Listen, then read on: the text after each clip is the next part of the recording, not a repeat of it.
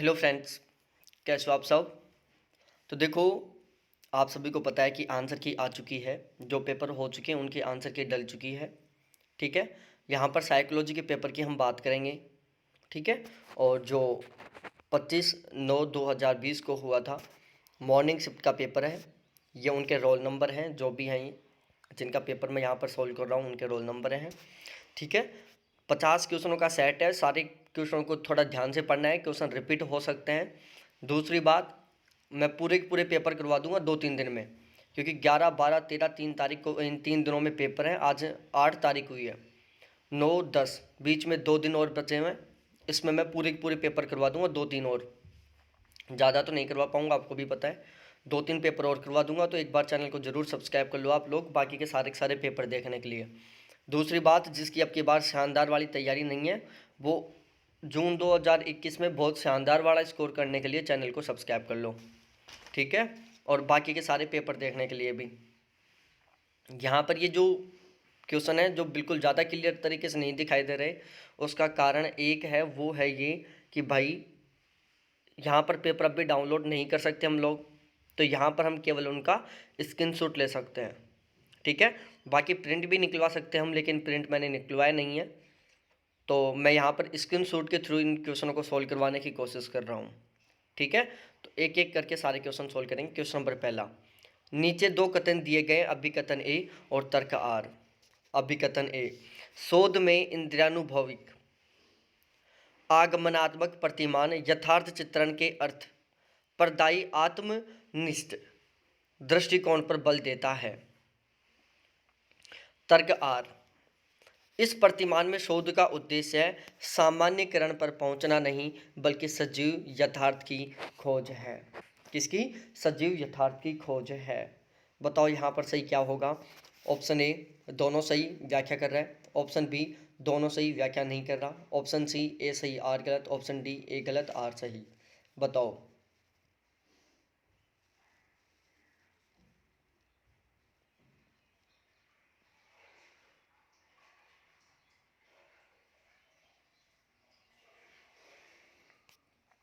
बताओ यहाँ पर सही आंसर क्या होगा। तो देखो, यहाँ पर सही आंसर होगा ऑप्शन ए। ठीक है भाई, दोनों बातें भी बिल्कुल सही हैं, ये और ये आपस में व्याख्या भी कर रहे हैं। ठीक है, ऑप्शन ए बिल्कुल सही आंसर होगा यहाँ पर। आगे बात करें अगले क्वेश्चन पर।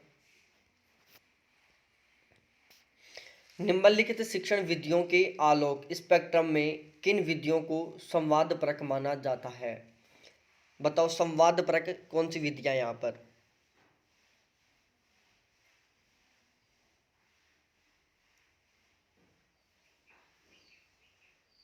बताओ भाई लोग, यहाँ पर संवादपरक विधि कौन कौन सी हैं। प्रयोगशाला कार्य, प्रदर्शन, अनुशिक्षण, समूह चर्चा, परियोजना प्रोजेक्ट कार्य।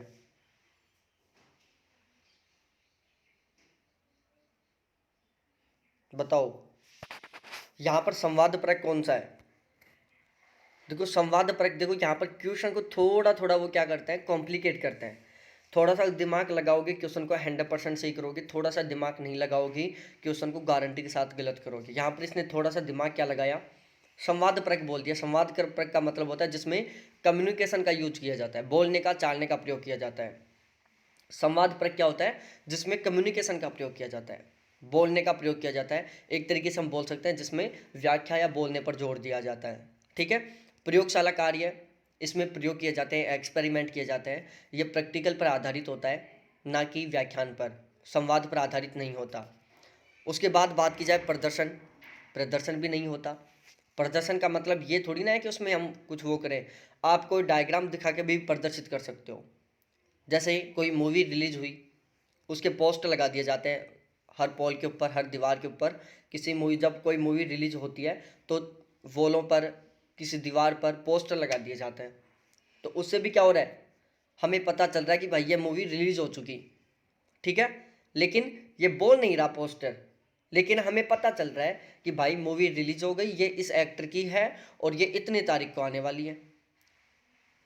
उस इसने हमें सारी बातें भी बता दी, उस पोस्ट ने हमें सारी बातें भी बता दी, लेकिन उसने कोई बात नहीं की।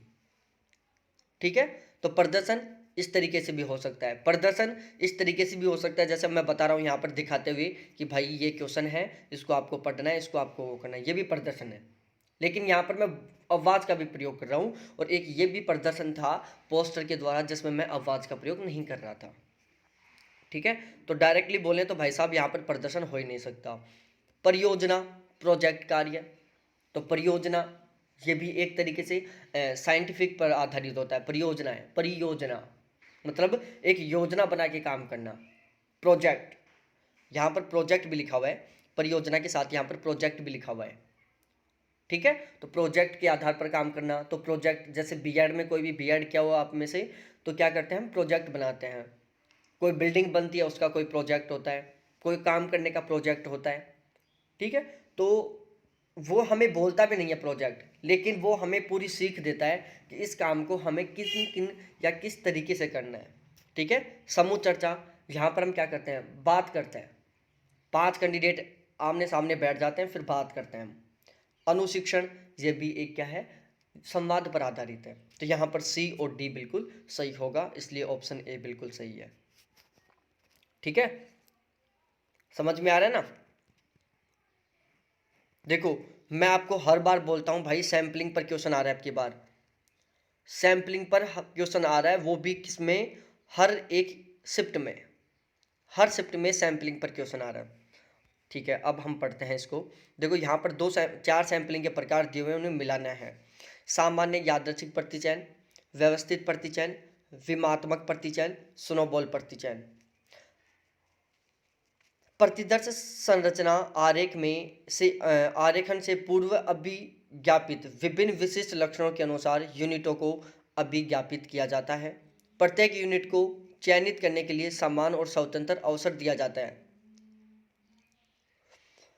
के अंतराल n/n से प्राप्त किया जाता है और इसका प्रयोग कर यूनिटों को निकाला जाता है तथा n समष्टि आकार और n प्रतिदर्श आकार है।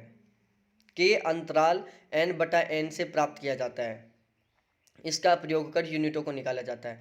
प्रथम सदस्य यूनिट द्वितीय यूनिट को अभिज्ञापित करने के लिए प्रयोग किया जाता है, यह अनवरत चलता रहता है। प्रथम सदस्य यूनिट द्वितीय यूनिट को अभिज्ञापित करने के लिए प्रयोग किया जाता है और यह अनवरत चलता रहता है।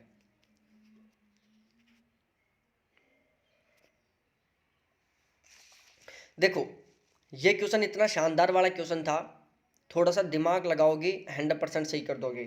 देखो सपोज डेट आपको यहाँ पर कुछ नहीं समझ में आ रहा, क्योंकि ये विमात्मक प्रतिचयन है, ये थोड़ा अलग है।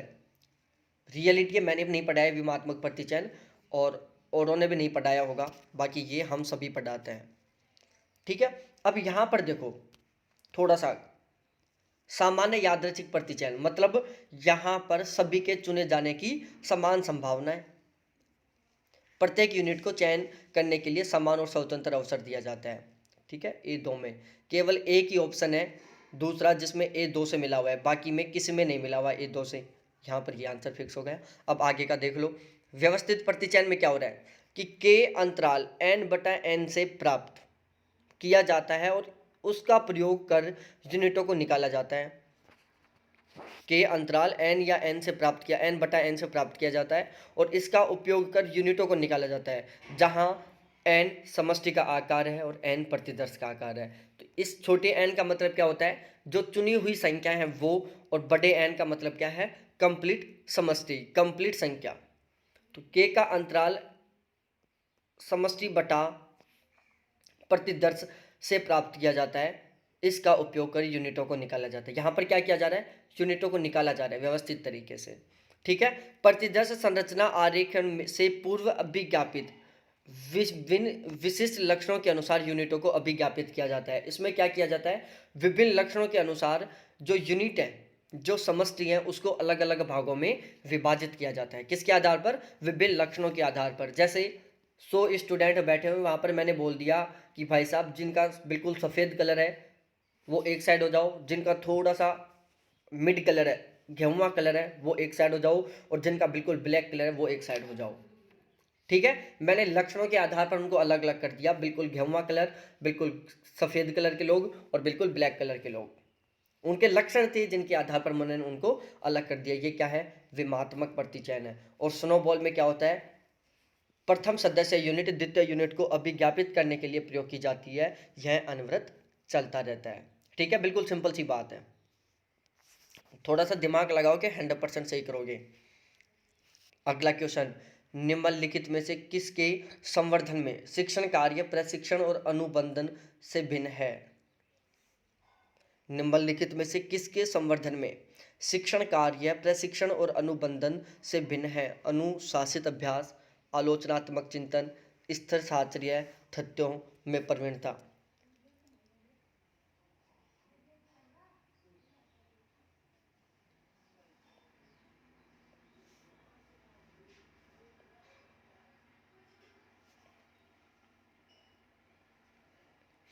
यहां पर होगा भाई साहब आलोचनात्मक चिंतन में।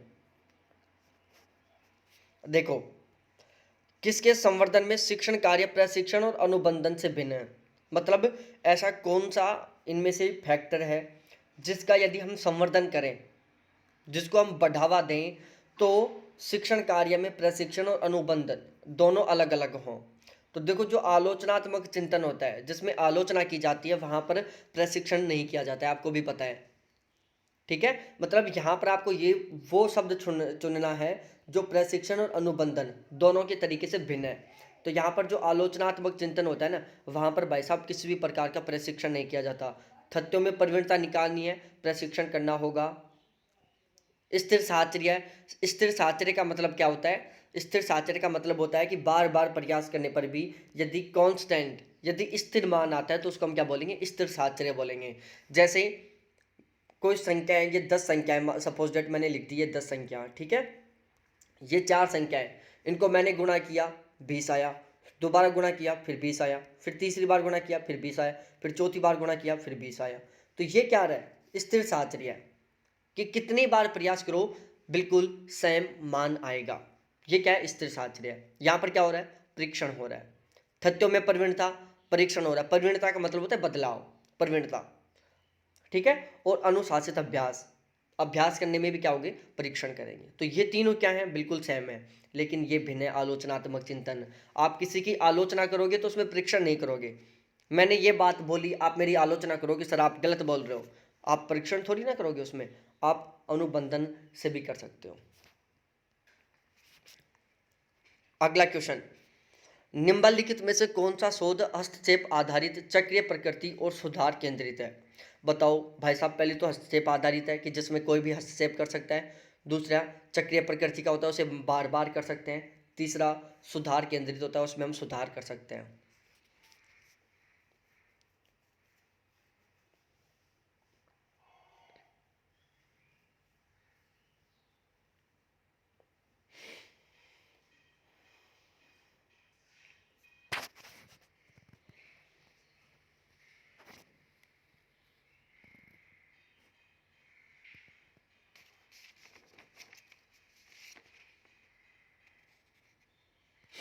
देखो भाई लोगों, इस क्वेश्चन का जो आंसर है ना, आप एक से ही निकाल सकते हो, सुधार केंद्रित।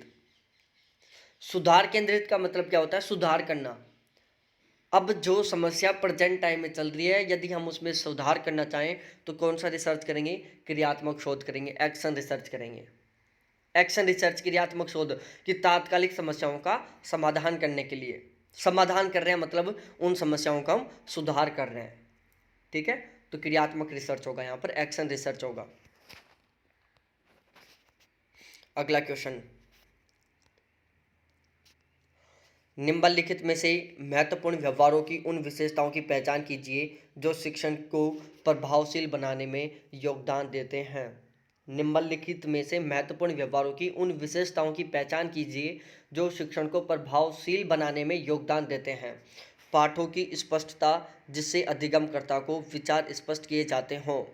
प्रश्न पूछना, जिनमें तथ्य और अवधारणा आधारित प्रश्नों का समावेश हो। ऐसी पूछताछ जिसमें उत्तर प्राप्त करने एवं आग्रहण संबंधित चेष्टा हो।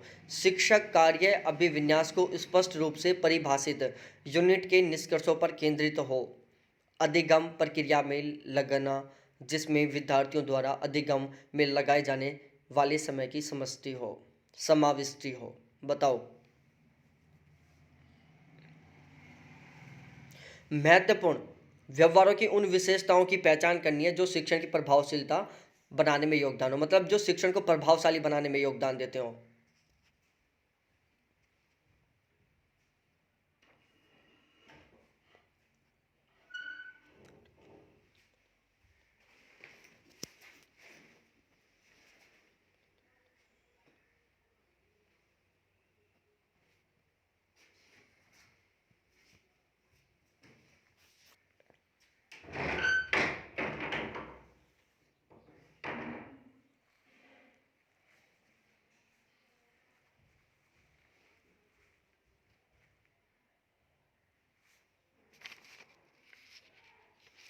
तो भाई लोगों यहाँ पर देखो, एक सिंपल सा क्वेश्चन है, बहुत गजब का। थोड़ा सा अंडरस्टैंडिंग लेवल चाहिए आपका। देखो यहाँ पर क्या है, सारी की सारी बातें हैं सही। पहली बात तो ये सुन लो, ये पांचों की पांचों सही हैं, लेकिन यहाँ पर हमें क्या देना है, प्रायोरिटी देना है। प्रायोरिटी का मतलब है कि ज़्यादा कौन सा सही है। अब देखो यहाँ पर पहली बात, पहले देखो, पहली बात कि पाठों की स्पष्टता जिससे अधिगमकर्ता को विचार स्पष्ट किए जाते हों, मतलब पाठों को स्पष्टता जिससे अधिगमकर्ताओं को विचार स्पष्ट किए जाते हों, बात बिल्कुल सही है। प्रश्न पूछना जिनमें प्रश्न पूछना जिनमें तथ्य एवं अवधारणा आधारित प्रश्नों का समावेश हो, ये भी बात बिल्कुल सही नहीं भाई। ऐसे प्रश्न पूछना जिसमें तथ्य और अवधारणा दोनों शामिल हो। ऐसी पूछताछ जिसमें उत्तर प्राप्त करने एवं आग्रहण संबंधित चेष्टा हो, मतलब ऐसे क्वेश्चन पूछना जिसमें उत्तर प्राप्त करने पर ही फोकस किया जाता हो। भाई मैंने क्वेश्चन पूछा, आप कहाँ से हो, आपने तुरंत आंसर दे दिया, केवल फिक्स आंसर दिया कि मैं अलवर से हूँ, मैं जयपुर से हूँ, मैं धौलपुर से हूँ, मैं करौली से हूँ, मैं यूपी से हूँ, मैं महाराष्ट्र से हूँ। क्या है कि ऐसे पूछताछ जिसमें उत्तर प्राप्त करने एवं आग्रहण संबंधित चेष्टा हो, केवल उत्तर प्राप्त करने पर ही फोकस किया जाता हो, ये ऐसा पॉइंट है जो हमारी शिक्षण की प्रभावशीलता को नहीं बढ़ाता। तो यहाँ से हमें कंफर्म हो गया कि भाई सी तो गलत है। सी गलत होने पर पहला और दूसरा गलत हो गया। अब बची बात कौन कौन सी, 3 और 4 की। 3 और 4 में डी और ई सही है, सेम है, तो इसलिए ये सही हो गई। अब हमें देखना है ए और बी में कौन सा सही है। तो प्रश्न भी पढ़ते हैं पहले। प्रश्न पूछना जिनमें तथ्य और अवधारणा आधारित प्रश्नों का समावेश हो, मतलब ऐसे प्रश्न पूछना जिसमें तथ्य और अवधारणाओं के प्रश्नों का समावेश हो। और पाठों की स्पष्टता जिसमें अधिगमकर्ताओं को विचार स्पष्ट किए जाते हो, मतलब पाठों की स्पष्टता, जो पाठ है जो आप पढ़ा रहे हो उसको इतने गजब तरीके से पढ़ाना कि उसमें जो अधिगम करता है, जो आपका आंसर देने वाला है, जो समझने वाला है, वो अपने विचारों को भी स्पष्ट कर पाए। तो यहाँ पर कौन सा ज़्यादा प्रभावशाली होगा, ऑप्शन ए ज़्यादा प्रभावशाली होगा बी की तुलना में। ठीक है, तो इस कारण यहाँ पर सी होगा, ए डी ई। थोड़ी क्लास लंबी चल रही है, अब मैं थोड़ा जल्दी करूँगा, समझाने की कम कोशिश करूँगा अब मैं। ठीक है, देखो ये अलग ही तरीके का क्वेश्चन है, बिल्कुल अलग तरीके का क्वेश्चन है ये। किसी शोध परियोजना में उचित प्राचलिक परीक्षा का उपयोग करते हुए शोधकर्ता को निराकरणीय परिकल्पना को निरस्त करने के साक्ष्य प्राप्त हो जाते हैं। ऐसा करने से किस प्रकार की त्रुटि की संभावना होती है, बताओ। तो भाई साहब इससे पता चलता है अल्फा त्रुटि का, क्या होती है, अल्फा त्रुटि, ऑप्शन ए, अल्फा त्रुटि ऑप्शन ए। आगे बात करें अगले क्वेश्चन पर, क्वेश्चन नंबर 9। 8वां क्वेश्चन हमारा नहीं हो पाया यहाँ पर। ठीक है, क्वेश्चन नंबर 9 पर चलते हैं। कॉलेज विश्वविद्यालय का कोई अध्यापक किसी बड़ी परियोजना में अपने मुख्य शोध परिकल्पना के परीक्षण की योजना बनाता है और इस संबंध में निम्नलिखित में से किन कथनों को संगतपूर्ण माना जा सकता है। ये भाई साहब 5 है टोटल, 5 है टोटल। अब आंसर बता दो भाई, क्या होगा आंसर, सभी के सभी को बताना है, जल्दी से जल्दी बताना है। मुख्य शोध परिकल्पना में चरों के बीच संबंधों को स्पष्ट रूप से उल्लेखित होना चाहिए। शोध परिकल्पना में विभेदक प्रभावों या संबंधों का निष्कर्ष निकालने का उद्देश्य होना चाहिए। निराकरणीय परिकल्पना पहले से ही निर्धारित होनी चाहिए। मुख्य शोध परिकल्पना के परीक्षण हेतु प्रत्यक्ष सहायता उपलब्ध है। शोध परिकल्पना पर निराकरणीय परिकल्पना के परिणामों का निर्धारण कर अप्रत्यक्ष रूप से अंतिम निर्णय पर पहुंचा जा सकता है। बताओ क्वेश्चन नंबर 9 का सही आंसर क्या होगा। Option A, option B, option C, option D. अब मैं जल्दी जल्दी बताऊंगा, ज़्यादा समझाने की कोशिश नहीं करूंगा वरना ये क्लास 2 घंटे में भी कंप्लीट नहीं होगी। यहाँ पर भाई साहब ए, बी और ई ये बातें सही हैं, इनको पढ़ लेना अच्छी तरीके से। ए, बी और ई बात बिल्कुल सही है। यहाँ पर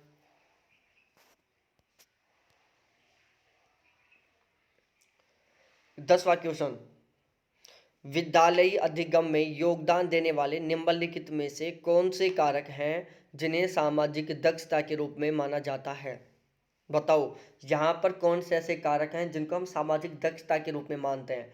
अभिप्रेरणा है, बौद्धिकता है, सामाजिक कौशल है, पारिवारिक मदद है, अधिगमकर्ता की विशिष्ट योग्यता है।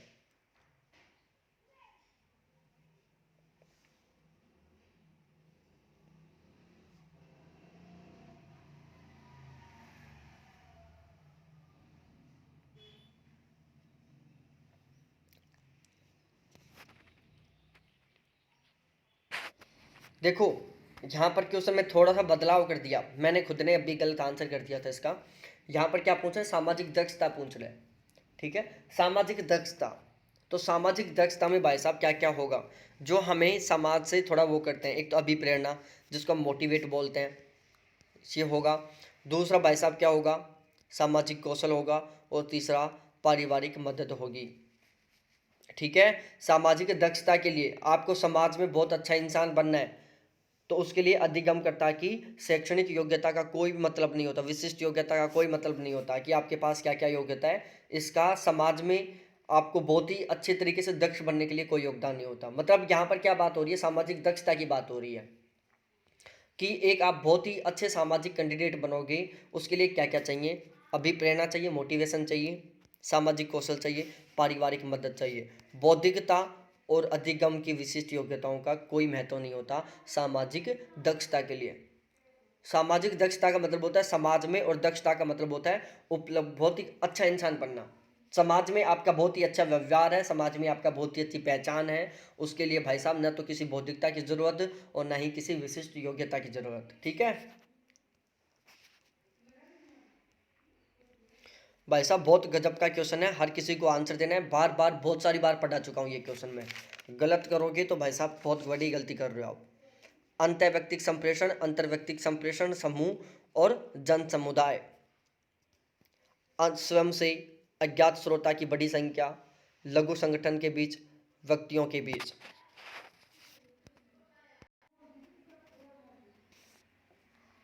तो देखो यहाँ पर क्या होने वाला है मैं बताता हूँ। देखो अंतर्व्यक्तिक संप्रेषण में क्या होता है, जिसको इम्पर्सनल कम्युनिकेशन बोलते हैं। इसमें क्या करते हैं? हम खुद से खुद बात करते हैं।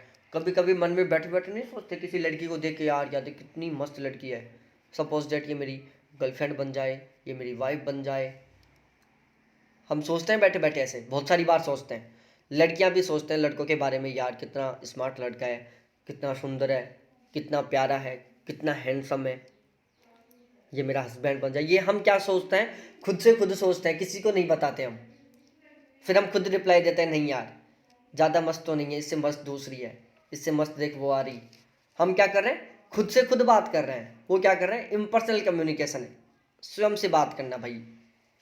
इसका आंसर यहीं से फिक्स हो गया। देखो कितने भाग्यशाली लोग हो आप, जिनका ये पेपर हुआ है वो बहुत भाग्यशाली हैं कि एक बात, एक ऑप्शन पता होते ही आप आंसर फिक्स कर रहे हो। यहाँ पर व्यक्तियों के मध्य व्यक्तियों के मध्य अंतरपर्सनल, अंतर्व्यक्तिक, अंतर्व्यक्ति का मतलब इसको बोलते हैं इंटरपर्सनल कम्युनिकेशन, दो आदमियों के बीच बातचीत। जैसे मैं और मेरी सिस्टर बात कर रहे हो, मैं मेरी गर्लफ्रेंड बात कर रहा हूँ, मैं मेरी वाइफ बात कर रहा हूँ, जिस तरीके से आप भी करो ऐसे ही। समूह में क्या होता है? समूह में क्या होता है? एक लघु संगठन होता है। और जन समुदाय में क्या होता है? जिसको हम मास कम्युनिकेशन बोलते हैं। मोदी मास कम्युनिकेशन करता है, वो किसी को नहीं जानता लेकिन सभी को भाषण दे रहा है। वो क्या हो रहा है? Mass communication. एक टीचर स्कूल में खड़ा होकर भाषण दे रहा है, वो क्या कर रहा है? समूह में बात कर रहा है, समूह में, क्योंकि वो सभी स्टूडेंट्स को जानता है। आप अपने गांव में खड़े होकर स्पीच दे रहे हो, समूह, उसको आप क्या बोलोगे? समूह संप्रेषण बोलोगे, क्योंकि आप सभी लोगों को जानते हो। और यदि आप बहुत हायर पोस्ट पर चले जाओ, आप कोई मंत्री बन जाओ, दूसरे गांव में जाकर भाषण दे रहे हो जहां पर बहुत सारे लोग बैठे हैं, वहां पर आप किसी को नहीं जानते लेकिन फिर भी आप भाषण दे रहे हो, क्या है वो? मास कम्युनिकेशन है, जन संप्रेषण है। अगला क्वेश्चन शानदार सा क्वेश्चन है, 2, 10, 26, 50। बताओ भाई।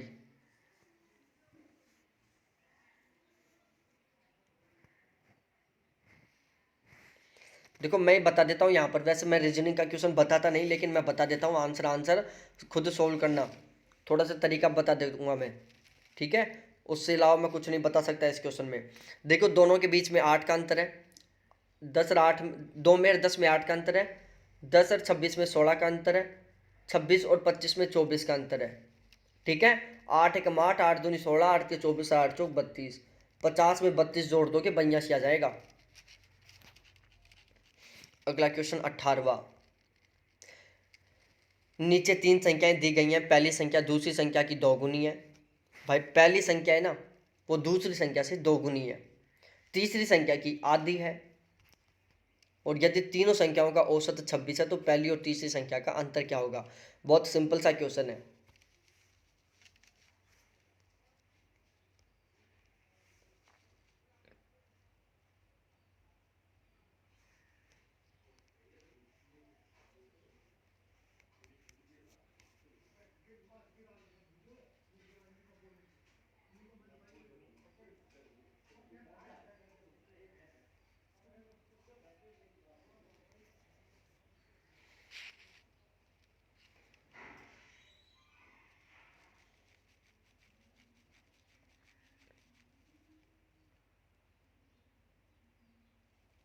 भाई सिंपल सा क्वेश्चन है, आंसर दो। देखो मैंने ये बता दिया इस तरीके से, ये मैंने फॉर्मेट लिख दिया।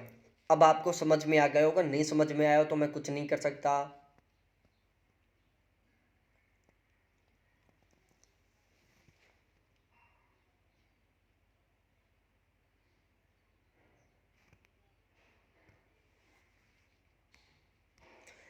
पहली संख्या दूसरी संख्या की दोगुनी है, 2x किया।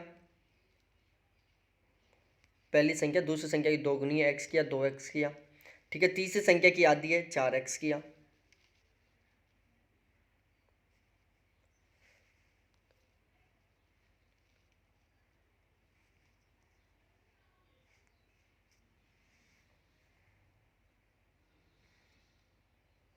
इस तरीके से सॉल्व होगा ये क्वेश्चन भाई, आप खुद करना। आप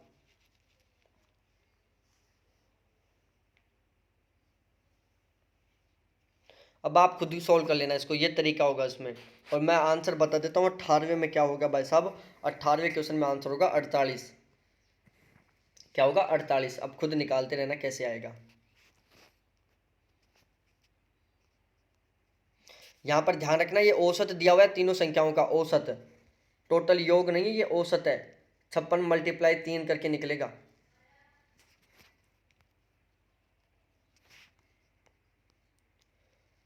अगला क्वेश्चन, कथन फर्स्ट, कथन सेकंड। कक्षागत स्थिति में व्यक्तित्व द्वंद्व प्रभावी अंतःक्रिया के लिए बाधक है। अव्यक्तिक संप्रेषण कक्षागत परिवेश में प्राय सर्वोत्तम समाधान माना जाता है। अव्यक्तिक संप्रेषण कक्षागत परिवेश में प्राय सर्वोत्तम समाधान माना जाता है। कक्षागत स्थिति में व्यक्तित्व द्वंद्व प्रभावी अंतःक्रिया के लिए बाधक है। बताओ क्या होगा आंसर यहाँ पर।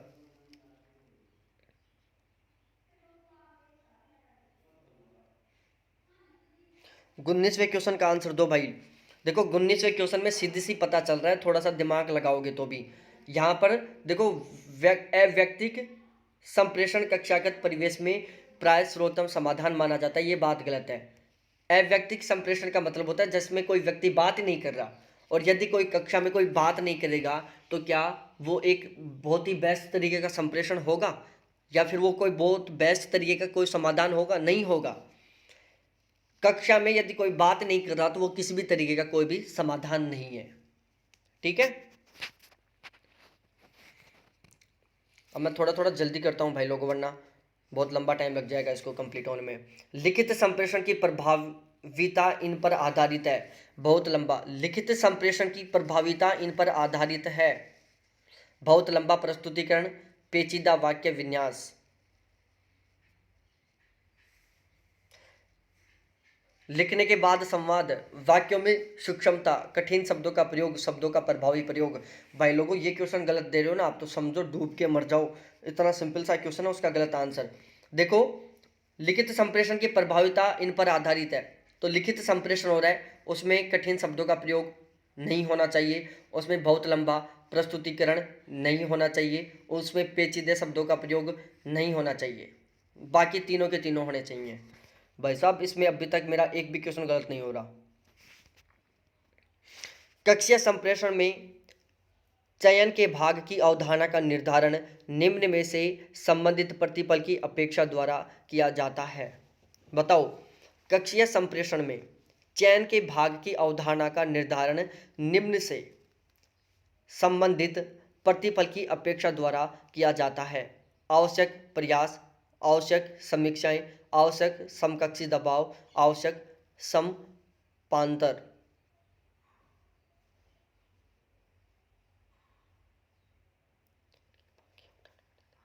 चयन के भाग की अवधारणा का निर्धारण, चयन के भाग की अवधारणा का निर्धारण निम्न में से संबंधित प्रतिपल की अपेक्षा द्वारा। चयन के भाग,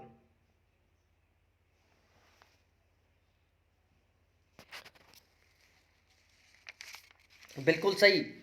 कक्षीय आवश्यक प्रयास क्या होगा? आवश्यक प्रयास होगा भाई साहब, यहाँ पर आवश्यक प्रयास। मैं समझा देता हूँ एक बार। कक्षीय संप्रेषण में चयन के भाग मतलब कोई भी आपको चयन करना है। एक तरीके से ये देखो कि जो कक्षा में संप्रेषण चल रहा है वहां पर आपको चयन का भाग, मतलब चयन का मतलब होता है आपको टॉपिक चूज करना, आपको टीचर चूज करना, आपको कोई भी सब्जेक्ट चूज करना, आपको कोई भी चैप्टर चूज करना। ये किस में होता है? आवश्यक प्रयास में होता है। जब हम ज़्यादा से ज़्यादा प्रयास करेंगे और उसी से हमारी क्या होगा? चयन की कैपेसिटी बढ़ेगी। ये चैप्टर मेरे को ज़्यादा स्ट्रॉन्ग याद है, ये मेरे को कम याद है। ये चैप्टर मेरे को ज़्यादा ढंग से समझ में नहीं आया, ये चैप्टर मेरे को ज़्यादा ढंग से समझ में आ गया। ये हम कब डिसाइड करेंगे? जब हम आवश्यक प्रयास करेंगे। अगला क्वेश्चन, ट्रेन में जा रहा एक आदमी नोटिस करता है कि वह 1 मिनट में 31 टेलीफोन के खंभों को गिन सकता है। यदि वह खंभे 50 मीटर की नियमित दूरी पर हों तो ट्रेन की स्पीड क्या होगी? भाई साहब इतना गजब का क्वेश्चन है। अब देख लो, अब सही आंसर नहीं दो तो।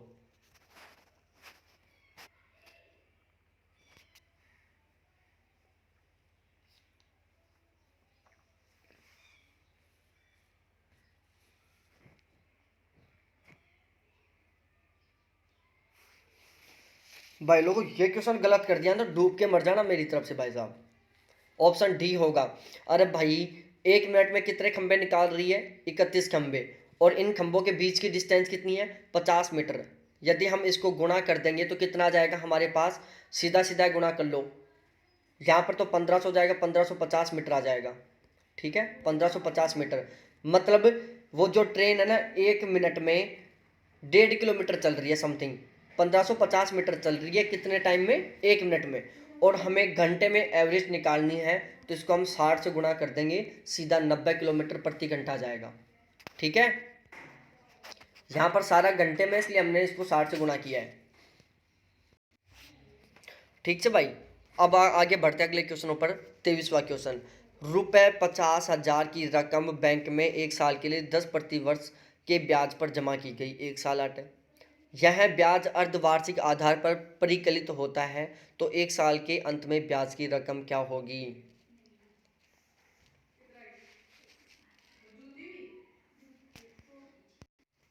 अब भाई साहब इसका ब्याज निकालो आप। 50,000 मल्टीप्लाई 1 मल्टीप्लाई 10/10।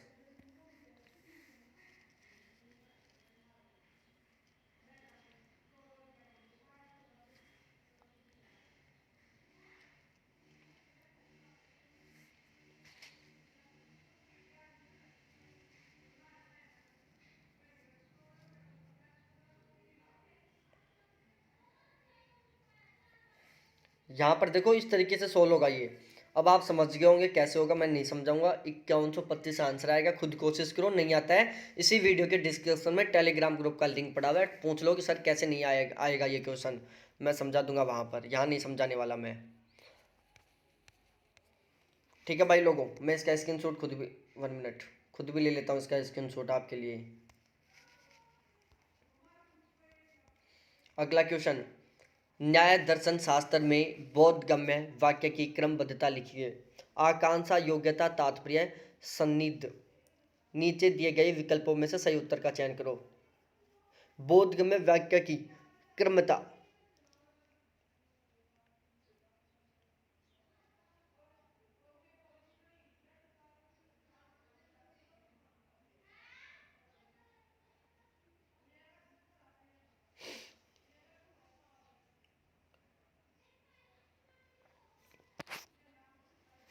भाई साहब सारे सारे क्वेश्चन आर पार सही हो रहे हैं मेरे यहाँ पर। अब देख लो आपकी क्या तैयारी चल रही है। भी सही होगा यहाँ पर। देखो योग्यता तात्पर्य वो सबसे लास्ट में आएगा। इसका तात्पर्य हम सबसे लास्ट में लिखते हैं ना, जब हम कोई भी निबंध लिखते हैं इसका तात्पर्य ये निकला, सबसे लास्ट में निकलते हैं हम तात्पर्य। ठीक है, सबसे पहले हम क्या लिखते हैं, आकांक्षा। आकांक्षा ही क्या है, फिर उसके बाद योग्यता क्या है, फिर सान्निध्य क्या है, लास्ट में निकलते हैं इसका तात्पर्य है कि। लास्ट ही लास्ट में लिखते हैं ना, पूरा पैसेज लिख देते हैं, पूरी क्वेश्चन लिखते जाते हैं लिखते जाते हैं लिखते जाते हैं, लास्ट की लाइन में लिखते हैं इसका तात्पर्य है कि। वो तात्पर्य भाई साहब, ये मैं तरीका बता रहा हूँ थोड़ा थोड़ा, जो तुक्का मारने का भी सही हो सकता है। न्याय दर्शन शास्त्र में न्याय वाक्य की क्रमबद्धता बताओ भाई। न्याय वाक्य की क्रमबद्धता देखो, इंडियन लॉजिक से बहुत सारे क्वेश्चन आ रहे हैं।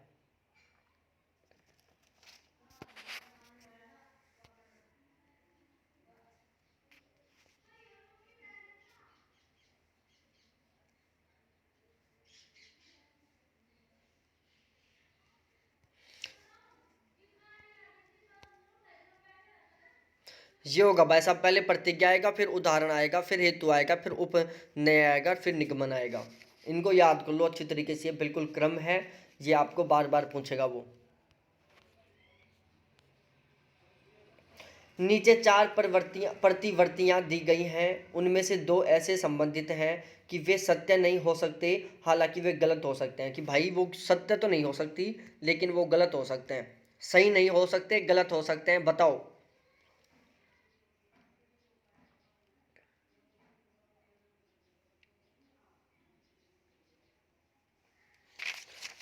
पता है पेपर वाला कोई क्वेश्चन, कुछ कुछ क्वेश्चन तो ऐसे सेट करता है जो बिल्कुल सिंपल सिंपल होते हैं। ये दोनों बातें सीधी हैं कि सभी व्यक्ति ईमानदार हैं, कभी भी नहीं हो सकते। कोई भी व्यक्ति ईमानदार नहीं है, कभी भी नहीं हो सकता। कुछ व्यक्ति तो ईमानदार होते हैं, कुछ व्यक्ति बेईमान होते हैं। तो ये बात यहाँ पर है कि भाई वो गलत हो सकते हैं, सही नहीं हो सकते। Option A. अगला क्वेश्चन देख लो। नीचे दो कथन दिए गए हैं, पहला अभिकथन ए, दूसरा तर्क आर। अभिकथन ए, यह अध्यापक की जिम्मेदारी है कि वह विभिन्न अंतःक्रिया तकनीकों की सहायता से विद्यार्थियों को सक्रिय श्रोता बनाए। तर्क आर, अध्यापक केंद्रित संप्रेषण विद्यार्थियों को निष्क्रिय श्रोता बना देता है।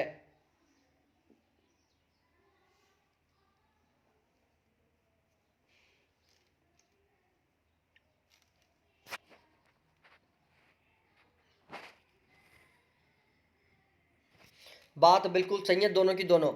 देखो, एक अध्यापक की जिम्मेदारी है कि विभिन्न अंतःक्रिया तकनीकों की सहायता से विद्यार्थियों को सक्रिय श्रोता बनाए, क्योंकि अध्यापक केंद्रित संप्रेषण विद्यार्थियों को निष्क्रिय श्रोता बना देता है। ये व्याख्या भी कर रही है भाई लोगों, 27वें में व्याख्या भी हो रही है।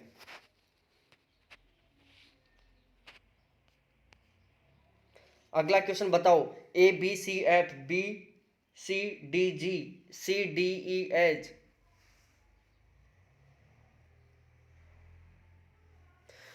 ये क्वेश्चन गलत कर रहे हो, देख लेना भाई साहब, कैसी भी तैयारी नहीं है फिर आपकी, कैसी भी तैयारी नहीं है यदि ये क्वेश्चन गलत करते हो तो। A B C D E, B C D E F, C D E F G. अब देख लो, ये क्रम बता दिया मैंने, आगे तुम खुद देखते रहो क्या आएगा कैसे नहीं आएगा। तालाब में कीचड़ युक्त पानी के पूर्व में बारिश होने का निष्कर्ष कहलाता है। तालाब में कीचड़ युक्त पानी के पूर्व में बारिश होने वाला निष्कर्ष कहलाता है, सॉरी, होने का निष्कर्ष निकालना है। तालाब में कीचड़ युक्त पानी के पूर्व में बारिश होने का निष्कर्ष निकालना है। पूर्ववत अनुमान, शेषवत अनुमान दोनों। बताओ क्वेश्चन नंबर 29 का सही आंसर क्या होगा। तो ये होगा भाई साहब पूर्ववत अनुमान, मतलब हमने पूर्व में अनुमान लगा लिया। शेषवत अनुमान बाद का होता।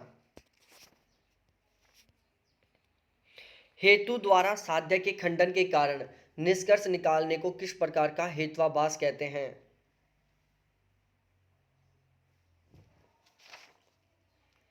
क्वेश्चन नंबर 30 का आंसर दो भाई लोगों। इसको बोलते हैं हम विरुद्ध हेत्वाभास। खंडन कर रहे हैं उसका, तोड़ रहे हैं, विरोध कर रहे हैं उसका। ठीक है, खंडन का मतलब होता है तोड़ना, विरोध करना, इसलिए विरुद्ध होगा। अगला क्वेश्चन, उच्चतर शिक्षा के सकल नामांकन अनुपात GER उच्चतर शिक्षा में कुल उम्र निरपेक्ष नामांकन प्रदत्त स्कूल वर्ष में पात्र आधिकारिक जनसंख्या के प्रतिशत के रूप में अभिव्यक्त होता है। इस संबंध में निम्नलिखित में से कौन सा आयु समूह पात्र आधिकारिक जनसंख्या को दर्शाता है? बताओ। क्वेश्चन नंबर 36 का आंसर दो। तो यहाँ पर होगा भाई साहब 18 से 23 साल। ऑप्शन सी 18 से 23 साल। ये सारे क्वेश्चन मैंने बहुत सारे ऑब्जेक्टिव क्वेश्चन करवाए थे, वहाँ से आ रहे हैं, और पेपर बिल्कुल मेरा जो मॉडल पेपर था उसी के लेवल का आ रहा है। अगला क्वेश्चन, अभिकथन ए, समकालीन पर्यावरण चर्चाओं में बड़े हाइड्रो पावर प्लांटों पर लघु हाइड्रो पावर प्लांटों की को वरीयता दी जा रही है। समकालीन पर्यावरण चर्चाओं में बड़े हाइड्रो पावर प्लांटों पर लघु हाइड्रो पावर प्लांटों को वरीयता दी जा रही है, क्योंकि बड़े हाइड्रो पावर प्लांटों की तुलना में लघु हाइड्रो पावर प्लांटों की स्थापना में कम पूंजी लगती है। देखो भाई साहब, ये बात तो है सही, बात तो दोनों सही है, लेकिन इसका जो कारण है ना, ये गलत है। यहाँ पर पूंजी की तो बात ही नहीं होती। सरकार के पास कौन से रुपए की कमी है? वो तो बहुत सारी मनी खर्च कर देगी। जब भाई दो छोटी छोटी मशीन लगा रही है, एक बड़ी मशीन लगा रही है, इसमें कम खर्च आएगा, इसमें ज़्यादा आएगा, आपको भी पता है ये तो। अब हम जब कोई भी सामान, एक 100 ग्राम खरीदो, एक 1 किलो खरीदो, 1 किलो सस्ती पड़ेगी, 100 ग्राम महंगी पड़ेगी। सीधा सा उदाहरण है। सबसे बड़ा कारण होता है पोल्यूशन का, कि जो बड़े हाइड्रो पावर प्लांट होते हैं वो एक क्षेत्र में होते हैं, वो बहुत तगड़ा पोल्यूशन करते हैं। छोटे छोटे होते हैं, कम कम पोल्यूशन करते हैं। तो उससे क्या होता है, जैसे पोल्यूशन तो उतना ही हो रहा है उसमें भी, लेकिन जो बड़ा है वो जिस क्षेत्र में, वहाँ पर ज़बरदस्त तरीके से पोल्यूशन करेगा, वहाँ के लोगों को बहुत ज़्यादा नुकसान पहुँचाएगा। छोटे छोटे हैं वो वहाँ पर कम कम प्रदूषण करेंगे, वहाँ के लोगों को कम कम नुकसान पहुँचाएंगे। दशमलव संख्या 9 एक द्विचर संख्या है। भाई साहब ये क्वेश्चन गलत कर दिया तो डूब के मर जाना, इस तरीके से होगा। 2 4 1 2 फिर 2 फिर 0 फिर 2 फिर 0 फिर 1। ठीक है ना भाई साहब, सीधी बात बोल रहा हूँ मैं तो। यहाँ पर ऑप्शन बी हो गया 1 0 0 1। ठीक है, ऑप्शन बी होगा यहाँ पर। तेरी कसम, पेपर इतना सिंपल सिंपल आ रहा है, मज़ेदार पेपर। भारत में मोबाइल प्रयोगकर्ताओं की संख्या तेजी से बढ़ रहा है, क्योंकि मोबाइल की कीमत कम हो रही है। बताओ कौन सा सही होगा यहाँ पर? देखो दिमाग, पेपर वाले ने क्या पेपर सेट किया है यार। भाई साहब मोबाइल की संख्या बढ़ रही है, प्रयोगकर्ताओं की संख्या बढ़ रही है, उसका सबसे बड़ा कारण है कीमत का कम होना। आज भी देख लो, आईफोन हर किसी के पास नहीं है, और आईफोन थोड़ा सस्ता हो गया, 17 हज़ार का आईफोन आ रहा है, तब हर कोई खरीद रहा है। यदि ये आईफोन 1 लाख का मिलता तो हर किसी के बाप की हिम्मत नहीं है वो जो फ़ोन खरीद लेगा।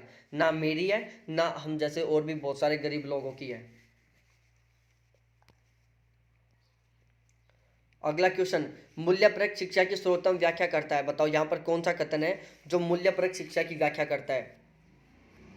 एक नैतिक शाश्वत में एक पाठ्यक्रम, या किसी व्यक्ति के निजी अंतःक्रिया हेतु रिवार्ड और दंड की बात करता है। विद्यार्थी विशेषकर अपने माता पिता का अवलोकन करते हैं और उन्हीं से प्रौढ़ व्यवहार सीखते हैं। विद्यार्थी स्वयं अपनी अंतरात्मा का अन्वेषण एवं खोज करता है। यह विद्यार्थी को अपने जीवन में अपना स्थान निश्चित करने में प्रोत्साहित करता है। देखो सबसे पहली बात तो बता दूं भाई साहब, बी तो यहाँ पर हर हाल में गलत है। क्वेश्चन नंबर 40वां है, बी हर हाल में यहाँ पर गलत है। ठीक है, बी गलत हो गया तो ये दो गलत हो गए। अब बात बची ए और सी में से उठाने की। ए में से और सी में से कौन सा उठाओगे? यह नैतिक शाश्वत में एक पाठ्यक्रम है। विद्यार्थी विशेषकर अपने माता पिता का अवलोकन करते हैं और उन्हीं से प्रौढ़ व्यवहार सीखते हैं। बात बिल्कुल सही है। हम बहुत अच्छा व्यवहार किन से सीखते हैं? अपने माता पिता से सीखते हैं। हमारे माता पिता दूसरों से प्यार से बात करते हैं, हम अपने आप प्यार से बात करेंगे। हमारे माता पिता दूसरे से चिड़ोकली बात करेंगे। कई लोग नहीं होते हमारे समाज में, एग्जाम्पल सुनते हैं, यार बाप बाप को ही गया ये, इसका बाप भी ऐसे खड़ूस बोलता है, ये भी ऐसी खड़ूस बातें करता है। इसका बाप यार बड़ा मस्त है यार, बहुत प्यारी बातें करता है, बहुत अच्छा इंसान है, इसलिए ये अच्छा इंसान है। हम बात करते हैं ऐसी। IoT का फुल फॉर्म बताओ।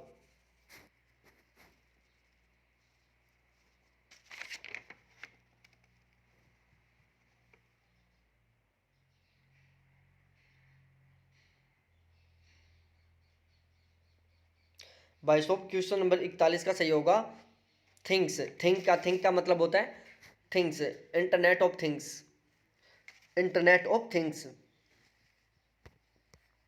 42वां क्वेश्चन, भारत में आवासीय क्षेत्रों में दिन में निर्धारित शोर का मानक क्या है?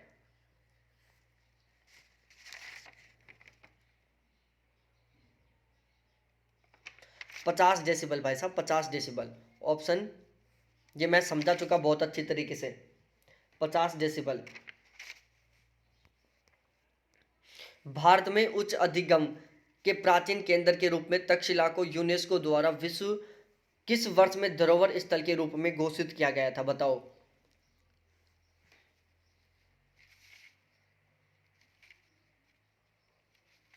1980 में यूनेस्को द्वारा विश्व धरोहर स्थल के रूप में कब घोषित किया था? 1980 में। निम्नलिखित में से कौन सा मुद्दा नहीं है जिसका सहस्त्राब्दी विकास लक्ष्यों के तहत समाधान किया जाता है? बताओ कौन सा है जिसका सहस्त्राब्दी विकास लक्ष्य MDG मिलेनियम डेवलपमेंट गोल्स के तहत समाधान किया जाना था? कौन सा नहीं है? वैसा मानवाधिकार नहीं है, बाकी मानवाधिकार के अलावा सारे हैं। शिशु मृत्यु दर भी है, पर्यावरणीय समर्थनीयता भी है और प्राथमिक शिक्षा भी है। मेमोरी का एक प्रकार जो स्टार्टअप रूटीन को संभालता है, बताओ कौन सा मेमोरी है जो स्टार्टअप रूटीन को संभालता है? भाई साहब रोम है, जिसको हम रीड ओनली मेमोरी बोलते हैं, जिसको हम केवल पढ़ सकते हैं, इसमें हम किसी भी तरीके का बदलाव नहीं कर सकते। लाइट जाने पर इसका कोई फर्क नहीं पड़ता, लाइट जाए चाहे आए ये सदा चलती रहती है। ओजोन परत के क्षरण का कारण है?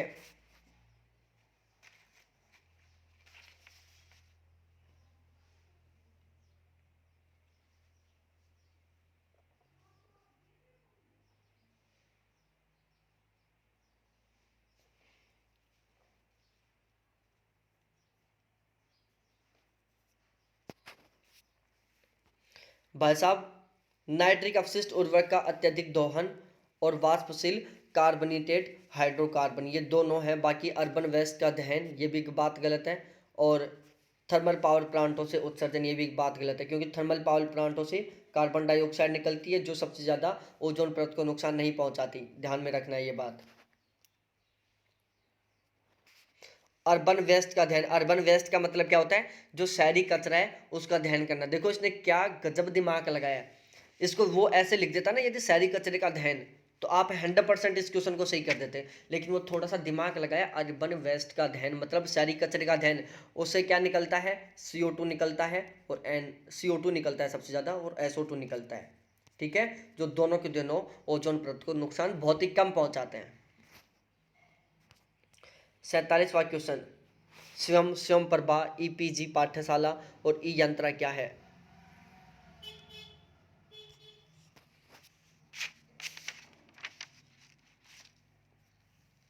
अंतः स्थापित प्रणाली में व्यवहारिक अनुभव प्राप्त करना, और ई विषय वस्तु आधारित मुक्त पुस्तकें और पाठ्यक्रम प्राप्त करना, उच्च गुणवत्ता संबंधित शैक्षणिक कार्यक्रम को 24x7 देखना, ऑनलाइन कोर्स के जरिए क्रेडिट प्राप्त करना।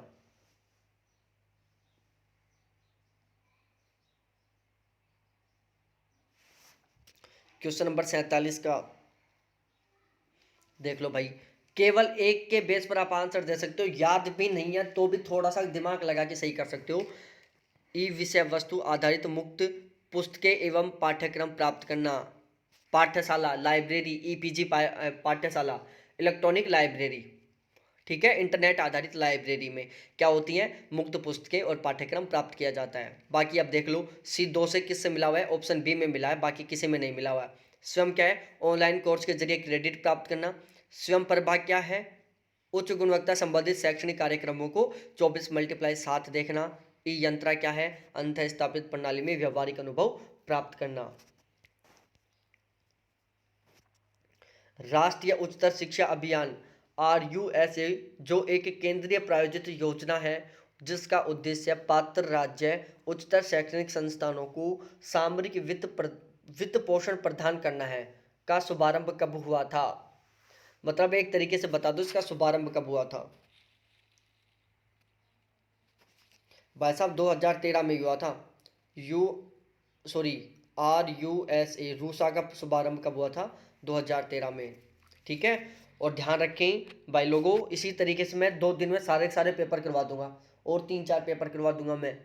तो ऐसे पेपर देखने के लिए चैनल को जरूर सब्सक्राइब कर लो, वीडियो को लाइक कर दो, ढेर सारे कमेंट कर दो, अपने फ्रेंड्स के साथ शेयर कर दो। राष्ट्रीय उच्चतर शिक्षण, ये मैंने करा दिया 2013। ऑफिस 2007 में माइक्रोसॉफ्ट MS वर्ड डॉक्यूमेंट का फाइल विस्तार था। ओ भाई साहब कितना गजब क्वेश्चन आया है भाई साहब, रियल बता रहा हूँ ईमानदारी के साथ। ये क्या था? .docx था। ठीक है, लास्ट क्वेश्चन। वर्तमान में कार्बन डाइऑक्साइड उत्सर्जन के प्रति व्यक्ति उत्सर्जन में योगदान देने वाले देशों के अवरोही क्रम में प्रति व्यक्ति बात की गई है यहां पर।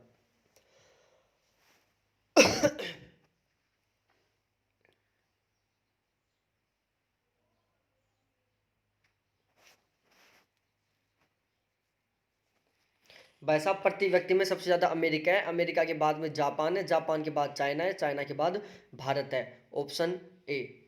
कार्बन डाइऑक्साइड का प्रति व्यक्ति कौन करता है? अमेरिका करता है, फिर जापान करता है, फिर चाइना करता है, फिर भारत करता है। और यदि यूरोपियन देश होता तो अमेरिका के बाद यूरोपियन देश, फिर जापान, फिर चाइना, फिर भारत। ठीक है, ये ध्यान में रखना। यदि यहाँ पर ओवरऑल की बात की जाए तो ओवरऑल में यहाँ पर सबसे ज़्यादा अमेरिका, चाइना, भारत और जापान। ठीक है, इस तरीके से होगा। तो बहुत बहुत धन्यवाद आप सभी को देखने के लिए, थैंक्स, बाय। हाँ चलो आप खुद बताना यहाँ पर ओवरऑल कार्बन डाइऑक्साइड का सबसे ज़्यादा उत्सर्जन कौन सा देश करता है, उससे कम कौन सा, उससे कम कौन सा। पहला मैं बता रहा हूँ ऑप्शन किन किन में से चूज करना है। अमेरिका, यूरोपियन देश, रूस, कनाडा, भारत और चाइना और जापान, इन देशों को क्रम से व्यवस्थित करना है। ठीक है, बहुत बहुत धन्यवाद आप सभी को देखने के लिए, थैंक्स। ठीक है, दूसरी बात, पेपर को बहुत ही शानदार तरीके से करना है, बहुत ही गजब तरीके से सोल्व करना है, हर क्वेश्चन को समझना है, समझते हुए पेपर सोल्व करना है। पेपर बिल्कुल भी कॉम्प्लिकेट नहीं है, पेपर बिल्कुल सिंपल सा आ रहा है। यहाँ पर 40 क्वेश्चनों में से 35 क्वेश्चन, 30 से 35 क्वेश्चन हर किसी के सही हो सकते हैं, 30 क्वेश्चन तो हर किसी के सही है यहाँ पर। ठीक है, तो बहुत बहुत धन्यवाद आप सभी को देखने के लिए, थैंक्स, बाय।